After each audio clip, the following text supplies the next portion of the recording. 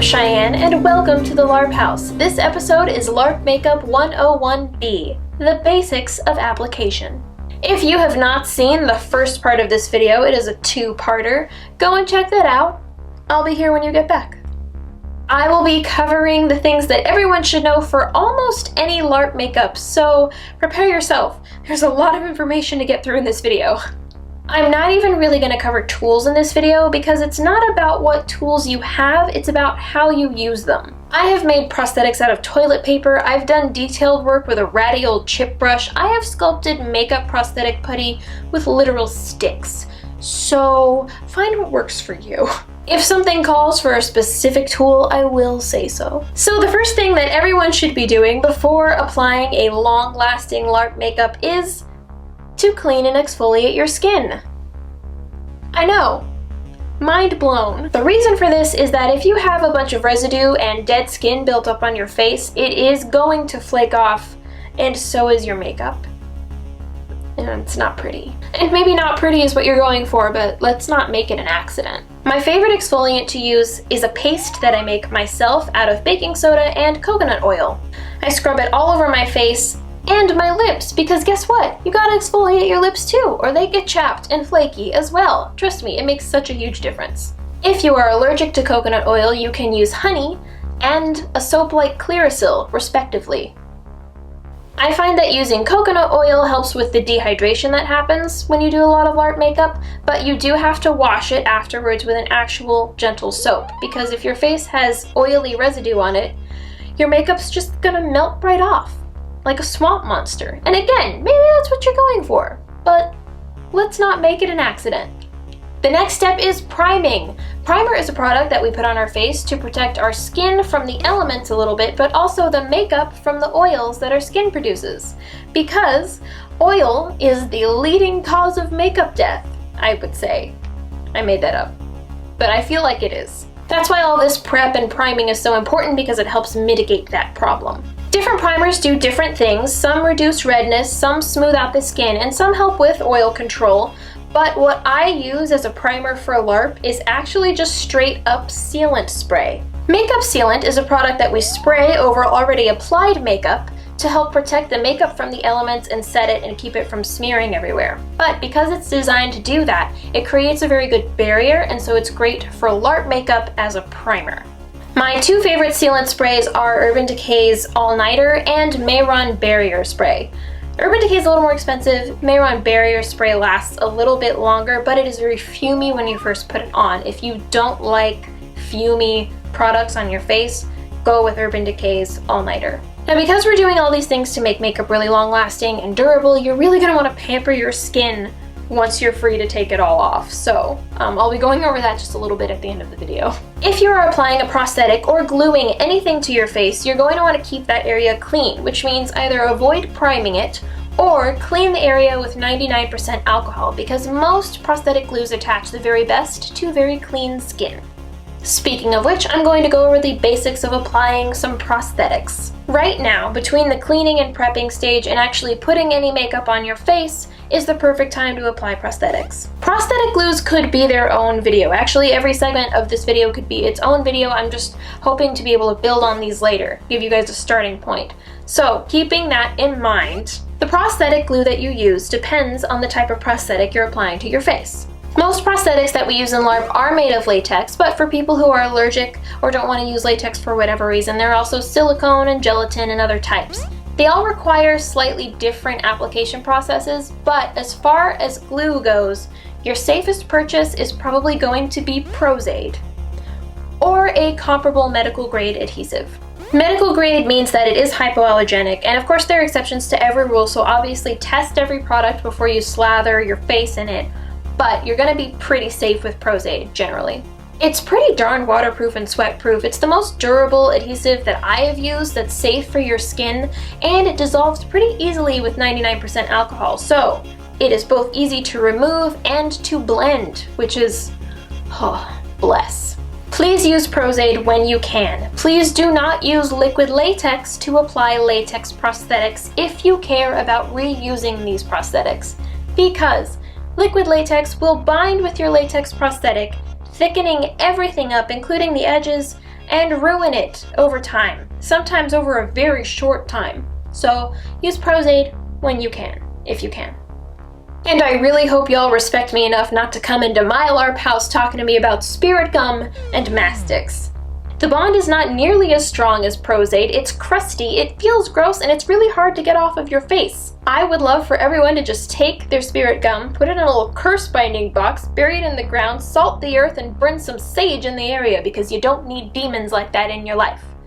Or on your face. Banished. Now how to actually apply a prosthetic with Pros-Aid. Take your prosthetic, place it where you want it to be on your face, take a brush with some baby powder on it and dust around the edges so that when you remove it, you have a pretty clear mark of the area where your prosthetic will be sitting.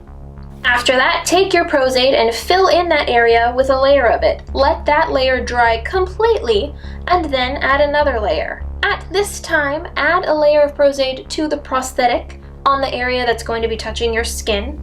And then when both of those layers get tacky, press it firmly onto your face. Like contact cement for your face. To blend your prosthetic edges, you can set some Pros-Aid aside for a couple days, stirring it occasionally until it thickens up into a cream. Or you can add a thickening agent like Cavasil or even baby powder. Because honestly, who has like a couple of days to dry your Pros-Aid out into Pros-Aid cream? Who has that kind of time? I want to know. I want to know, and then I want to ask them how they live their life. You can use this almost like a spackling putty, and you can put a little bit of makeup remover on your fingers to keep it from sticking. Then you can just blend with your fingers. That was a really good discovery on that day. What a great day that was. And if your prosthetic starts to lift up during the day, you can peel it up a little bit, take a brush, dip it in 99% alcohol, swipe it under there, which will do two things. One, it will reactivate the Pros-Aid, and two, it will clean your skin. So once that Pros-Aid gets tacky again, you can press it firmly down, and you're good to go again. You're good to go and crunch up some goblins. The next segments in this video are going to be a little bit more beauty oriented. We're going to go over contouring, foundation, a little bit of lips, eyebrows, and eyeshadow. And if that's not something I can convince you to try, or at least just watch, maybe consider it, I have the time codes right here so that you can skip to the things that you're interested in that apply to you specifically. I don't bite. I think it's going to be fun. You know, we have fun together. Or do what you want, whatever you're comfortable with. And now on to the almighty contouring. Contouring is what we call the process in which we give our face back the depth and definition that goes away when we paint it all one color, which is what we do when we use foundation or body paint. But we're going to talk about foundation in this video. A lot of people do their contouring after their foundation and a bunch of other stuff is applied, but I'm talking about it first because I do mine exactly like is going to be in this video here. Exactly like this person shows how to do it. I do my contouring this way because it's a little bit more subtle, and a lot of times when I'm doing LARP makeup, I want to look as natural as possible and then build on that with any fantastical elements. If you want dramatic contouring, that's great for character makeup. Just, that'll be later in the video. Later in the video. The features you choose to contour on your face, it's actually a pretty personal choice. It's about what you want to define and bring attention to. I tend to just do a little bit of contouring on my nose, cheeks, and a little bit along the jawline. I avoid doing it on my forehead because my forehead is already like medium to small-ish size. Like it's pretty average. I don't feel the need to push any of it back, if that makes sense. I tend to use a darker concealer for contouring because that stays better than a lot of contouring products around. And I just blend it with my fingers, honestly. And then I take a lighter concealer and highlight the center areas of my face, which I'm sure I will be showing you so I don't have to attempt to describe it with only words. And after I've done that, I kind of spritz the whole thing again, very lightly with more sealant spray, because sealing the individual layers is a very good way to make sure your makeup stays on longer. Again, if you want dramatic contouring, that will be in the character paint section of this video, so until then, we're moving on to foundation. That magical product that evens our skin tone and makes us look flawless. But how do you keep looking flawless throughout a day of LARPing? I'm gonna tell you. For foundation that lasts through a day of LARPing, I have never used anything better Then adding a couple drops of Makeup Forever's Aqua Seal to the liquid foundation I already happen to be using, whatever that is. I've really never added it to a liquid foundation and it just failed.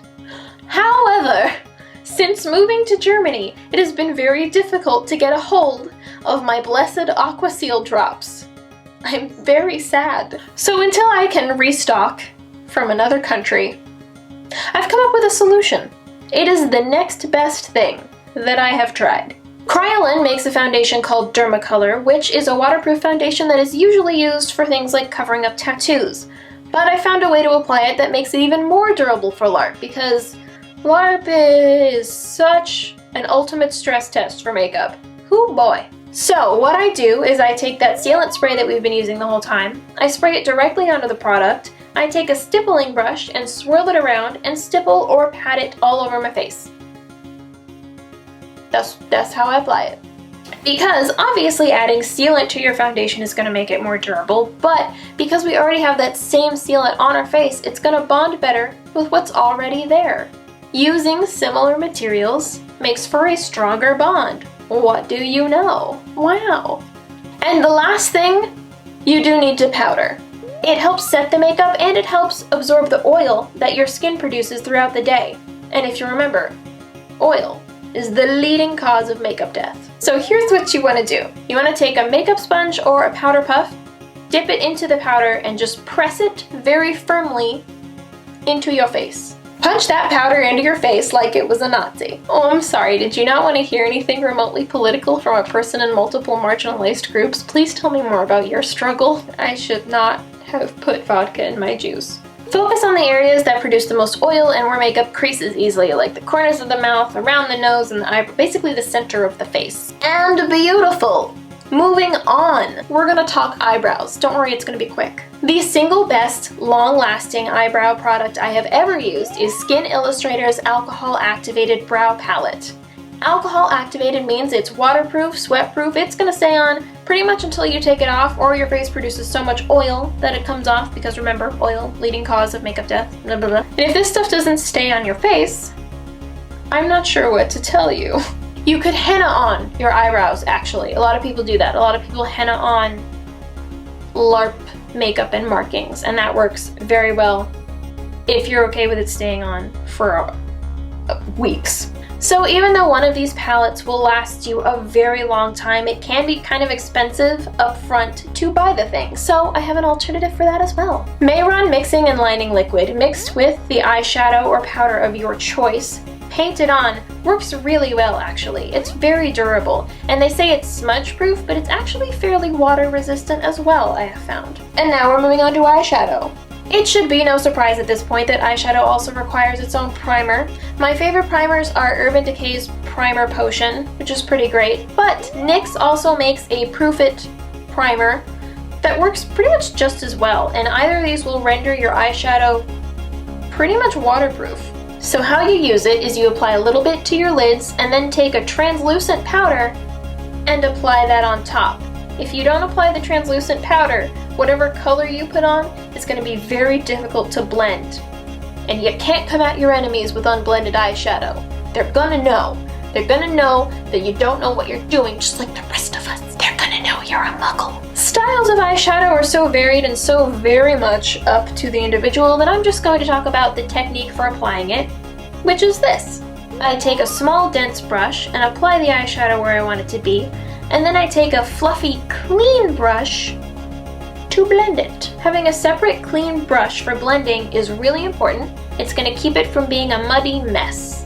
And again, maybe a muddy mess is what you're going for, but we don't want it to be an accident. And there are just about a zillion different tutorials on YouTube for every different style of eyeshadow and eye looks under the sun. So, I release you. Since we're on eyes, I'm going to give you guys my tip for mascara. If you buy 2 different brands of waterproof mascara from the drugstore, like cheap waterproof mascara, you can apply a coat of one, wait for it to dry just a little bit, and then apply a second coat from the other brand. And for some reason that tends to make them build on each other and you get long waterproof lashes without having to put on fake ones. That's the dream. Really quick thing about lips, just a little trick. I like to add the waterproofing drops to pretty much any liquid lipstick, and that really makes it stay. Also, if you want an actual brand recommendation, LA Splash makes wonderful waterproof liquid lipsticks. Just top notch there. But again, experiment, see what works for you, because everybody's chemical makeup is different. Everybody's chemical makeup is different. Now finally we are at the character paint section of this. All of those secondary features like scars, tattoos, birthmarks, the painting of the prosthetics. We're there. We've arrived. The juicy bit. I am going to talk about 3 different types of character paint here. I am not going to talk about grease paint. It's gross, it's terrible for your skin long term, and it's very hard to get off. It's fine for theater, where you only need it on for a couple of hours and then it's gone. But for LARP, where you're LARPing for full days, very long days, it is horrible for your skin. Banished! The first kind of character paint that I'm going to talk about here is alcohol-activated makeup. Like we used on the brows, but a full big rainbow of it. I love alcohol-activated makeup for LARP so much. It's waterproof, it's sweat-proof, and it comes right off with 99% alcohol. Right off. How you use it is take some alcohol in a spray bottle, spray the entire palette, and then it acts sort of like watercolors, like it does for the brows. So you can take a brush and apply it like you would apply watercolors to your face, if that makes sense. Alcohol makeup is normally used for detail work because you do have to use alcohol to remove it, and if you put it all over your face, you're gonna have to douse your face in alcohol, and that is an unpleasant time. But you can paint prosthetics with alcohol paint to make them waterproof. Made You Look is a special effects makeup channel. She has some wonderful alcohol activated makeup tutorials. I use her techniques all the time, and I cannot recommend her tutorials highly enough. You can apply it straight onto your skin without priming. You can also put it on top of foundation or body paint. It doesn't need to be sealed, so sealing it will probably just make you feel better. But that's fine. Alcohol-activated makeup is great for things that are supposed to be a part of your character's skin, so tattoos, marks, especially in places that see a lot of wear and tear, like hands. You can also order individual colors of alcohol-activated makeup on Amazon for pretty cheap. The next kind of makeup I'm going to talk about is water-based makeup. My 2 favorite brands are Epic Effects and Mehron Paradise Paint, although I most often use Mehron Paradise Paint. It's wonderfully velvety and smooth, and it smells delightful. I use water-based makeup when I need to contour my face in a crazy color or cover any larger area of my body. How I usually use this stuff is I take water in a spray bottle, spray it directly onto the product, and use a brush or my fingers or whatever tool I'm using to apply and blend it. If you want to make it more durable, you can add a teensy bit of Pros-Aide, you can add some of those waterproofing drops, or you can do multiple layers and use the spray sealant between each layer. If you mix it with a significant amount of Pros-Aide, you can use it to paint prosthetics. Do be careful about adding Pros-Aide to things though, because Pros-Aide can clog pores, and when you're wearing makeup for a long time, that is not great. The last type of paint I'm going to talk about is cream paint. I mostly use Ben Nye cream paints. They're very basic, they're very easy to use, and they're a staple in most special effects makeup kits. They're not very long lasting by themselves. They do tend to melt off fairly easily. They are great for practice, and they're great for NPC makeup that does not have to last a very long time. What you can do is spray a little bit of alcohol onto the color that you're mixing, and that helps get rid of a little bit of that moisture. Because you remember I said oil is the leading cause of makeup death. If you are using cream paints, you really need to powder and seal. So much. Really quick bit about sealing here. Because we've done such a good job sealing between layers of makeup, it's not imperative to soak your final product with a bunch of sealer and risk making it run or anything like that. So just a light spritz, wait for it to dry completely, and then add just a little bit of powder to it over the top. Then you wait 5 minutes before doing anything. Just let the powder set, and then you're golden. And now you have the information you need to start doing LARP-proof makeup. But before I truly end the informational part of this video, I'm gonna add that LARP-proof makeup can be kinda hard on your skin, so please pamper it after a LARP event. Pretty please. I would love it if everyone got a moisturizer, and an exfoliant, and a face mask even, to use and pamper your skin after a big LARP event. And I don't want to hear how you don't know anything about skincare and you don't want to use moisturizer and exfoliant. Take care of your skin, you cowards. I'm getting really tired. I think I need a snack. And now that you know all that stuff, here's another thing you should know. The featured LARPer of this episode, and that is Madison Mojica of Double M Makeup. Madison was the friend who helped me get my start in special effects makeup when I was first getting interested in it. She let me borrow her textbooks from when she went to school so that I could nerd out and study it and experiment on my own. She's been right along with me through pretty much my whole makeup journey. She was actually in the first ever LARP House makeup tutorial when the time came to do that. And she's also, just my meme dealer. So you should definitely go check her out. I have nothing but love for Madison in my heart guts. And with that, we're done with this episode, my nerds. Thank you so much for watching. We love you, we cherish you, and if you have any questions, comments, or emotional outbursts, if you want to support us in any way, because acquiring all this knowledge was not cheap, all the links for that will be in the description of this video. I am not sponsored by any of these companies or products. I am just very dedicated to transforming into magical creatures. And as always, nerds, thank you so much for liking us, subscribing to us, and fighting with us. Oh, and please hit the bell, because that's pretty much the new subscribe button, because YouTube is confused. I would like to take this time that is normally dedicated to bloopers or funny anecdotes to say that I love getting questions from you guys. I love answering questions. I love helping you discover things that enrich your LARP experience in some way. But I would like to ask you to do me a solid, and that is, before you ask me a question, could you make sure first that it is not easily answerable by 5 seconds of Googling? Thank you.